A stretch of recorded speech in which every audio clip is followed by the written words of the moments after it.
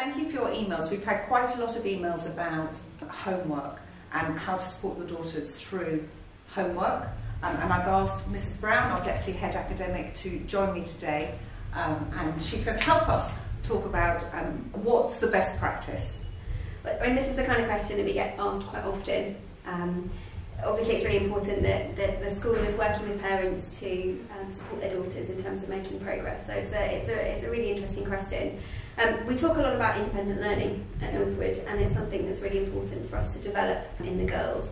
And really that looks like that the girls are completing their own work, they're organising timetables for their work after school, they're making sure their bag's packed, they're making sure their homework's in on time, and all of that's so important as they move through the school, because they're asked increasingly to complete tasks on their own as they move through the school.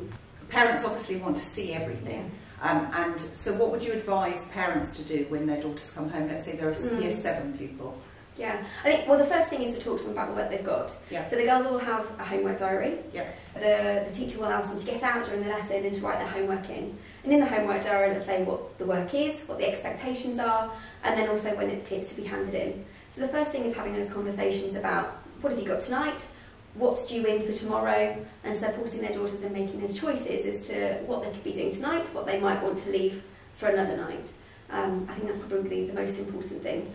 The other thing I would say is that homework is about what is given by the teacher, but it's also about regular review, and that's increasingly as important as they move through the school. Yeah. But one of the best things that they can be doing is asking their daughter about what they've learned about in a lesson.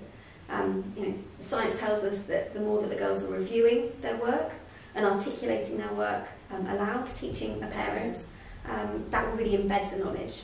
So we know, we have evidence that success at GCSE and A-level often comes from those who were really open to feedback, and homework plays into that a lot. Why is feedback so important, and why is listening and responding to feedback so important? There's been a big move really in teaching away from marking mistakes towards really productive feedback for students.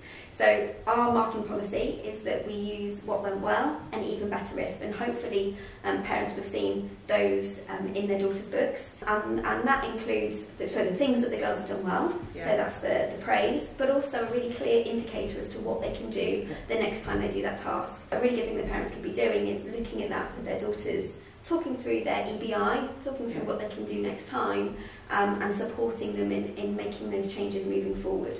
Yeah. It's a difficult skill to accept criticism, and it's an important skill to learn to accept that there are always ways to improve and develop your practice. Our teachers are very good at giving that even better if, and it's not a criticism, it's not a negative, it's an important way of moving on and developing your practice. Yeah, absolutely. And even those girls that you think might have hit kind of all the points that you expected, there's always something that can be improved. Yeah.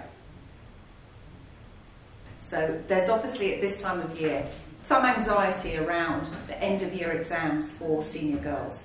Advise us on the best way to revise, and how much notice, what's the revision period before an exam? Yeah. So this, our exam work week this year in 2019 begins on the 20th of May. So it's a little way off yet, but I know that the girls are really eager to do well. So it is important that we address.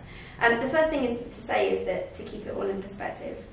The end of year exams are important, yes, but they're really important as a learning tool rather than as an end in themselves. They help us check the girls' progress, but most importantly, they're there to support the girls in understanding how to learn and how to revise. So it's all part of the learning process. The second thing to say is we give them a lot of support in school on revision. So in the next few weeks, the girls will be in their form times and their PSHE lessons, working with tutors and heads of year on creating a revision timetable, and the different ways that you can revise. So there's a lot of support within school.